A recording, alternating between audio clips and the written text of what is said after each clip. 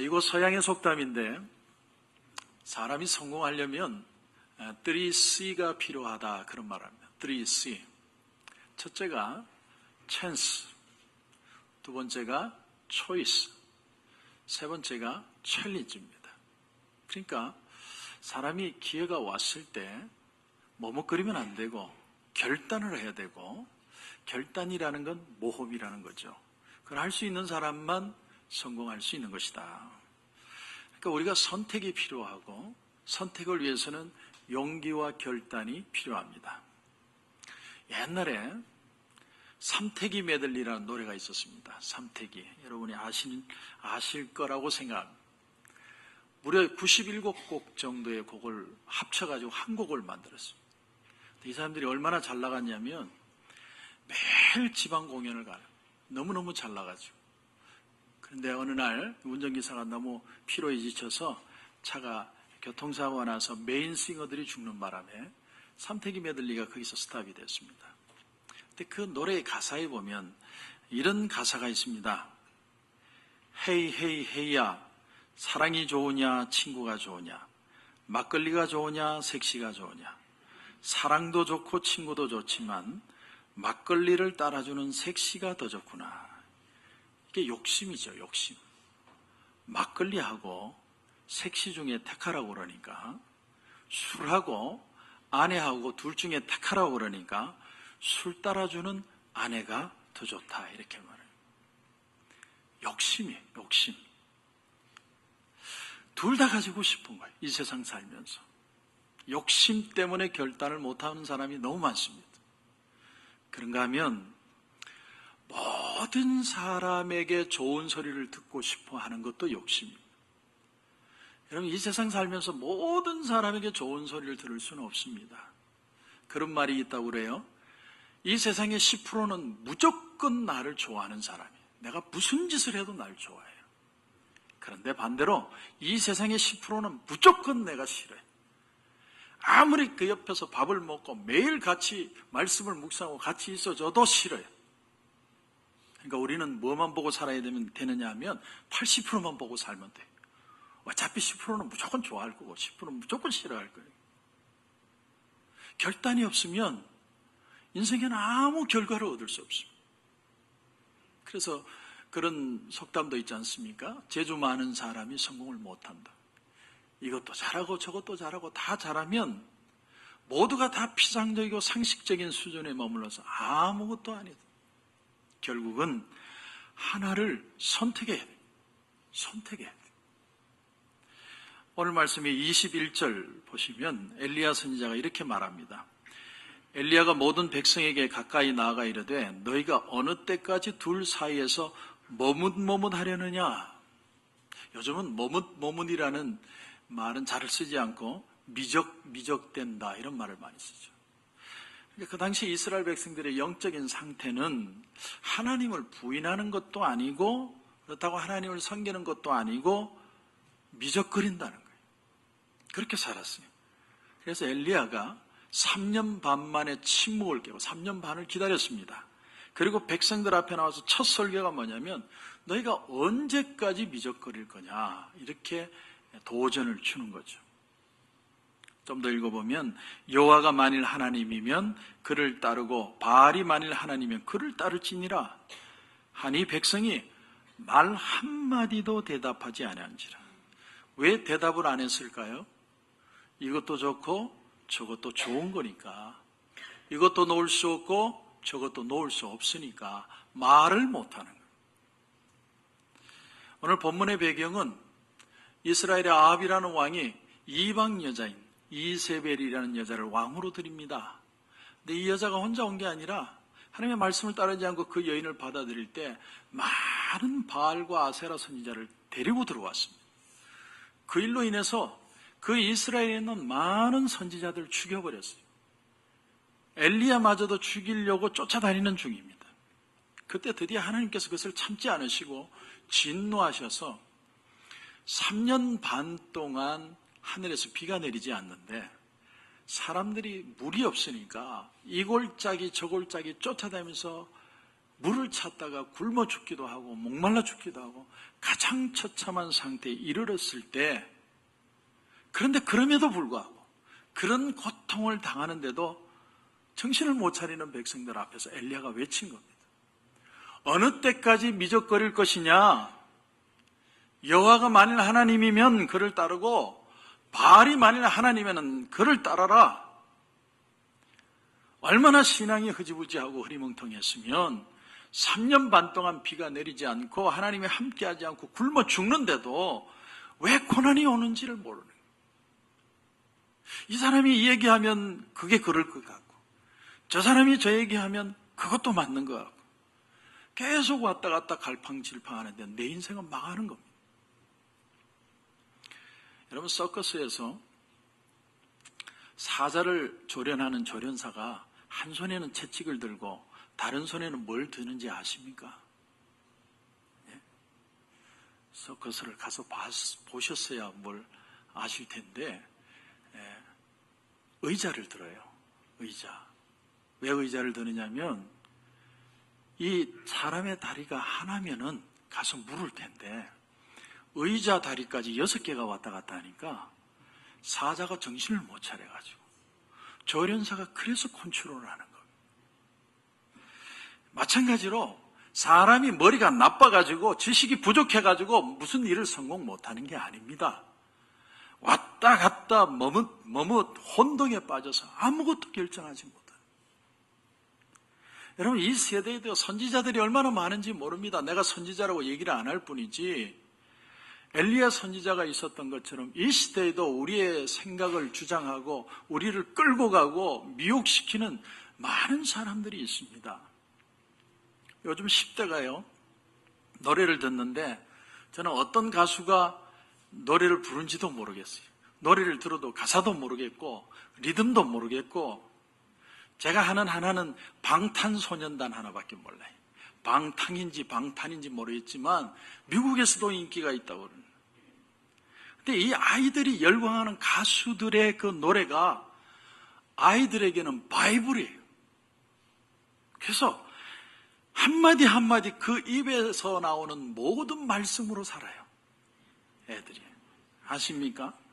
가수들이 부르는 그 한마디 한마디 가사에 열광하고 그 말씀을 묵상하고 살아요. 한 번은 오래전에요, 고등학생이 자기 반의 학우를 찔러서 죽였어요. 나중에 알고 보니까 오래전에 나온 영화지만 친구라는 영화를 보면서 한 번만 본 게 아니고 20번을 봤어요. 20번. 그러니까 그 대사를 다 외우는 거예요. 늘 그 대사를 묵상하고 그 대사를 중얼중얼하고, 친구들 만날 때도 똑같이 얘기해요. 동수야, 네가 가라 하와이. 맨날 그런 얘기하고 다니는 거예요. 그러니까 친구를 칼로 찔러 죽이는데 영화와 현실을 구분하지 못해요. 여러분, 그게 선지자의 역할이에요. 이 시대의 사람들의 생각을 지배하는. 여러분, 잘 들으셔야 됩니다. 왜 이런 자들의 말이 어필을 하게 되느냐? 가장 큰 이유가 사람들 속이 empty하기, 비어있기 때문에. 사람 속이 비어있어요. 속이 비어있기 때문에 뭔가로 채워야 되는데 하나님의 말씀으로 채우지 않으면 이 세상의 사람들은 무엇인가라도 내 마음을 채워야 하는 겁니다. 신약 성경에 보면 귀신 들렸던 사람이 귀신이 나가고 나서 그 안이 아주 클린해졌다고 표현해요. 깨끗해졌습니다.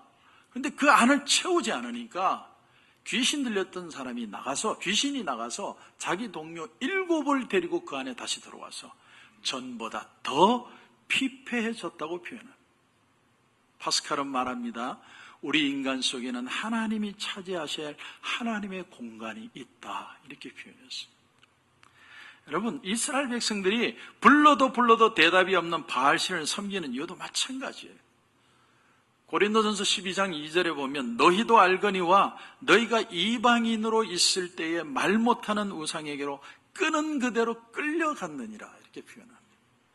사람이 하나님을 모르는 상황에서, 엠프티한 상황에서 세상의 것이 들어오면 끌려다니게 되어 있어요. 계속 끌려갑니다.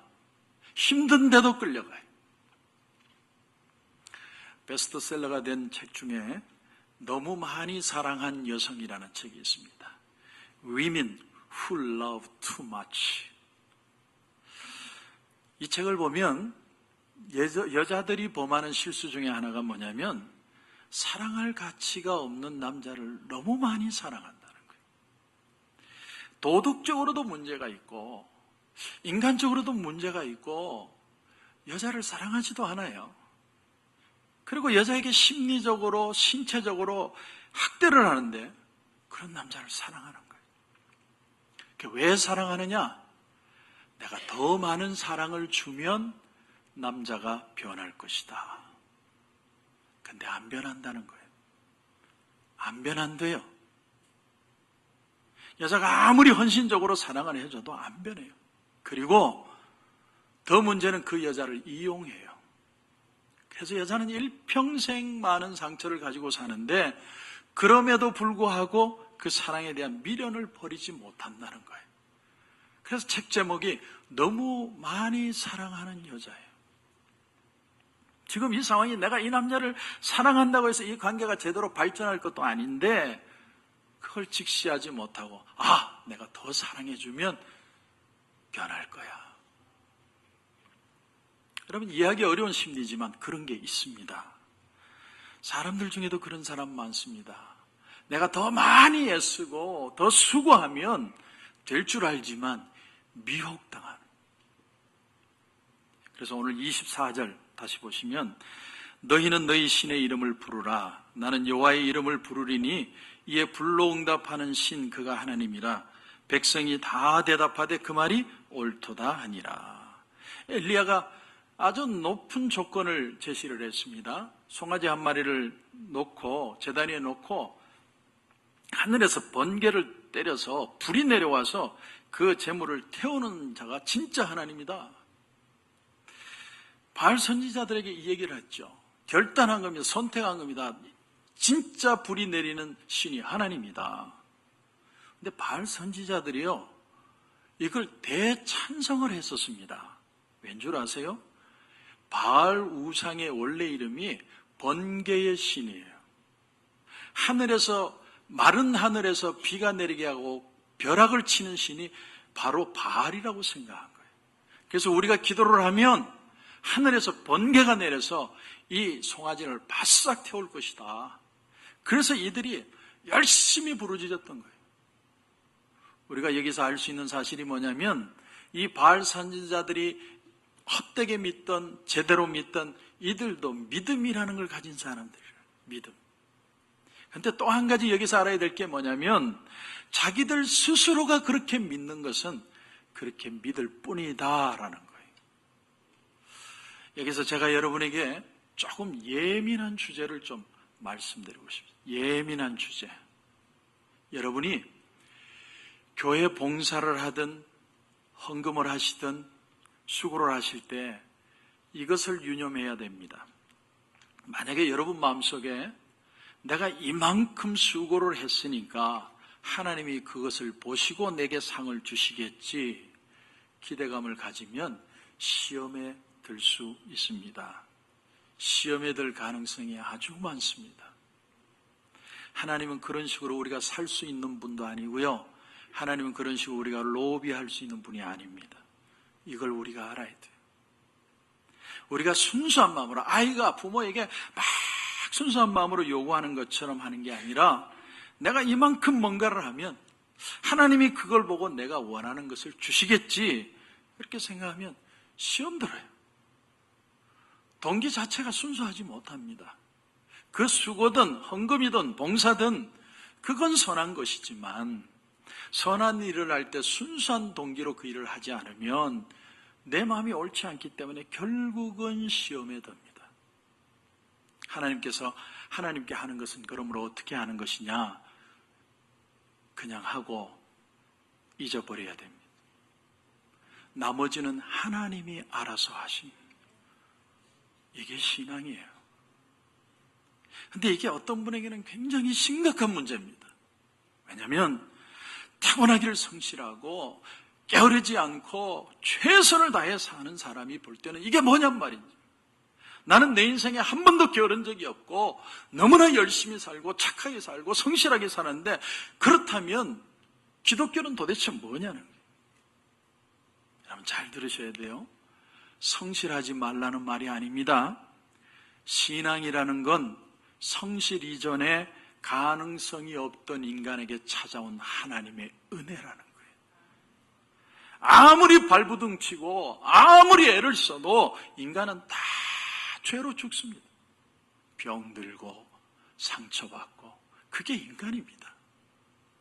언젠가 담배를 끊었던 40년 동안 담배를 끊고 담배를 피게 된 분의 얘기를 TV에서 본 적이 있습니다. 담배를 40년 동안 끊었대요. 대단하지 않습니까? 젊었을 때 우리 가정에 도움이 되지 않겠다, 결혼하면서 아마 끊어버린 것 같아요. 근데 40년 만에 폈대요. 왜 폈느냐? 자기 아들이 원하지 않는 여자를 데리고 와서 결혼시켜달라는 걸 보고 속이 상해가지고 담배를 폈다. 이해하시겠습니까? 이게 인간의 의지라는 겁니다. 그분이 40년 동안 담배를 안 핀 거 대단한 겁니다. 저는 그거 무시하지 않습니다. 담배는 평생 간다는 말도 있지 않습니까? 얼마나 끊기 어려워요. 목사님, 저는 쉽게 끊었는데요. 그분은요, 담배 맛을 모르기 전에 끊었든지 아니면 성령 받고 끊으신 거예요. 진짜 담배 맛을 알면요, 제가 담배를 2갑 이상 한 10년 펴보니까 얼마나 맛있는데요. 구름과자 얼마나 맛있어요. 구름과자 얼마나 어려운데요. 그분의 의지는 정말 대단하고 성실한 분이지만 우리 인간의 의지로 넘어설 수 없는 한계가 있더라는 거예요. 그래서 은혜가 필요한, 은혜가. 여러분, 믿음도요, 내가 믿어야지 해서 하나님을 믿는 게 아니라 믿음도 주어지는 것입니다. 디모데전서를 보면 사도 바울이 주님이 자신에게 3가지를 주셨다고 표현을 합니다. 뭐냐면 은혜와 믿음과 사랑을 넘치도록 풍성히 주셔서 그를 사도로 만들었다, 이렇게 표현합니다.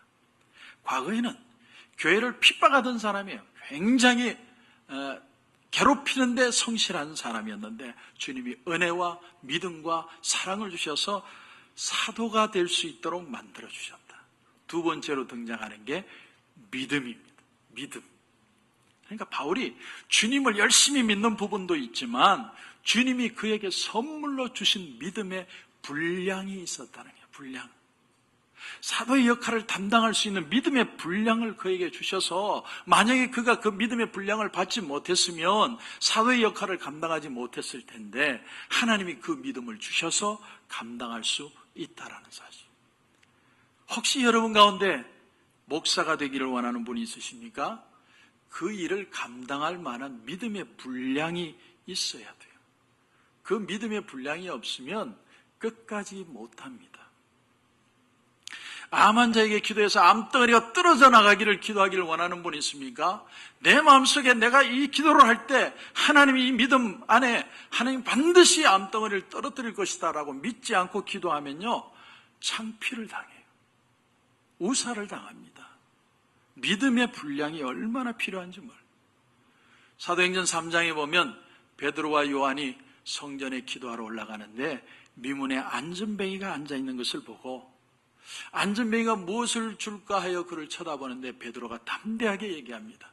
은과 금은 내게 없지만 내게 있는 것으로 내게 주느니 곧 나사렛 예수 그리스도의 이름으로 일어나 걸어라. 그때 이 안전뱅이가 일어나서 걷기도 하고 뛰기도 하고 하나님을 찬미했다라고 표현합니다. 놀라운 기적이죠. 그때 그 베드로가 한 말이 그런데 중요합니다. 은과 금은 내게 없지만 내게 있는 것으로 내게 준다. 베드로는 은과 금이 없다는 걸 숨기려고 하지도 않았고 은과 금이 없다는 걸 부끄러워하지도 않았습니다.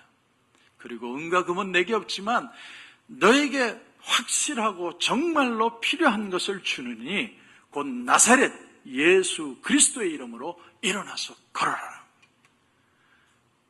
여러분, 베드로가 사도가 되고 성숙한 믿음의 단계에 이르렀을 때 비로소 이런 말을 할 수 있었다는 거 아십니까?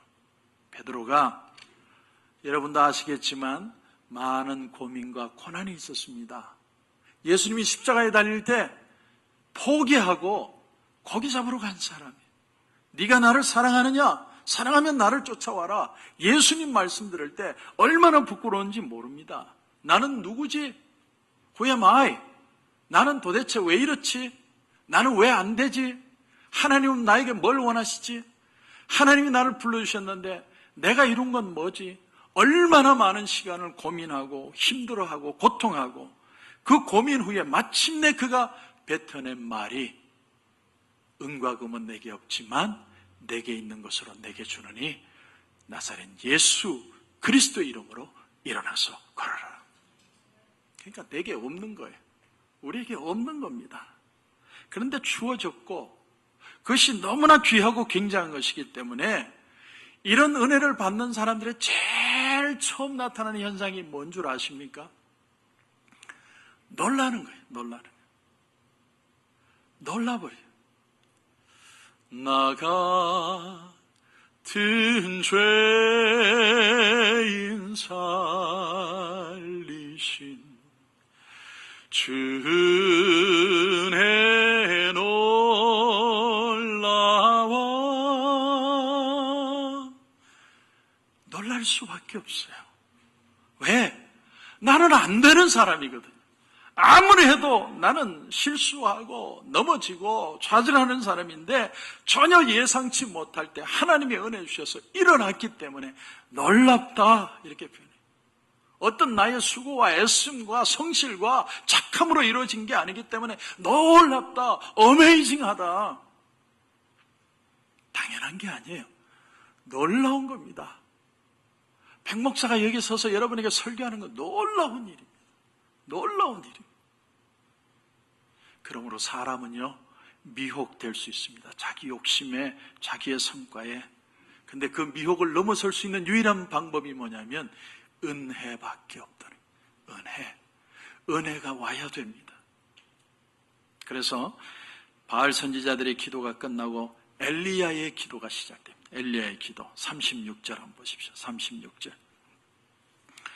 저녁 소재 드릴 때에 이르러 선지자 엘리야가 나가서 말하되 아브라함과 이삭과 이스라엘의 하나님 여호와여 주께서 이스라엘 중에서 하나님이신 것과 내가 주의 종인 것과 내가 주의 말씀대로 이 모든 일을 행하는 것을 오늘 알게 하옵소서. 여호와여 내게 응답하옵소서. 내게 응답하옵소서.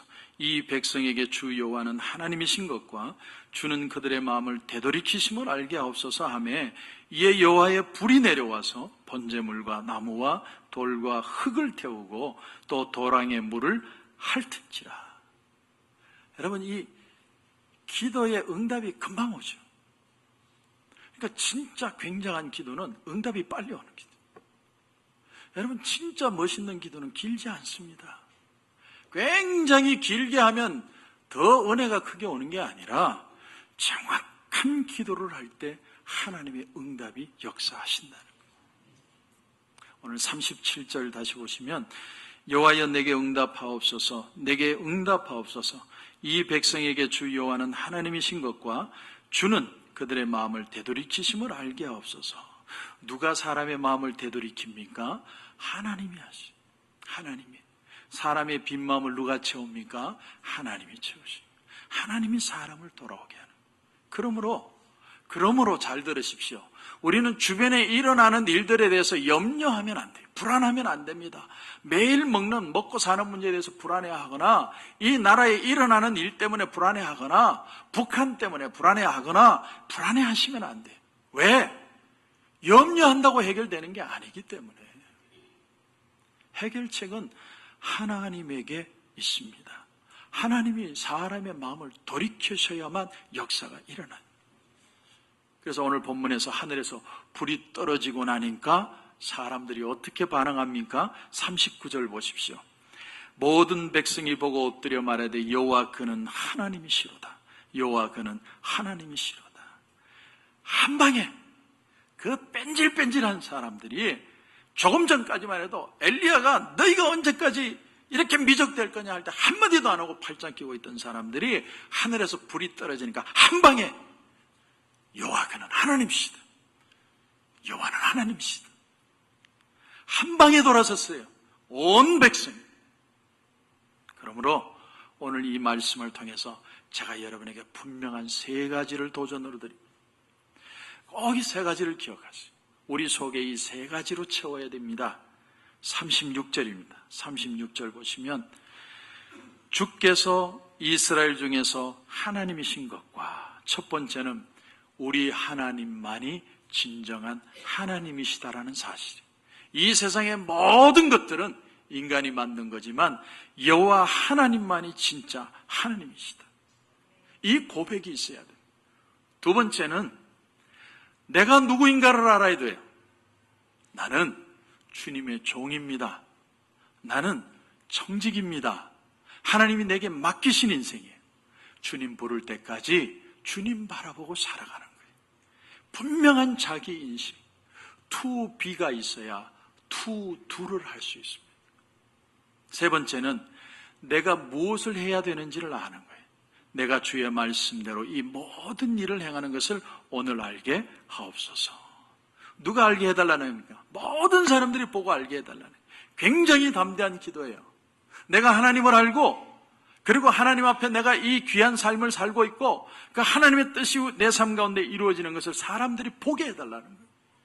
내 주변 사람들이, 내 믿음을 조롱하는 사람들이, 비웃던 사람들이 하나님이 하나님 되신 것과 내가 하나님의 종이 되는 것과 하나님이 나를 통해 역사하시는 것을 보게 하여 주시옵소서.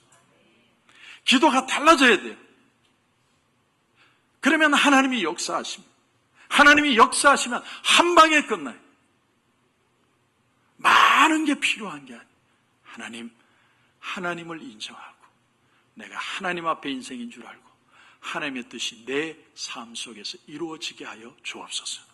그런 역사가 우리 가운데 넘치시기를 주님의 이름으로 축원합니다.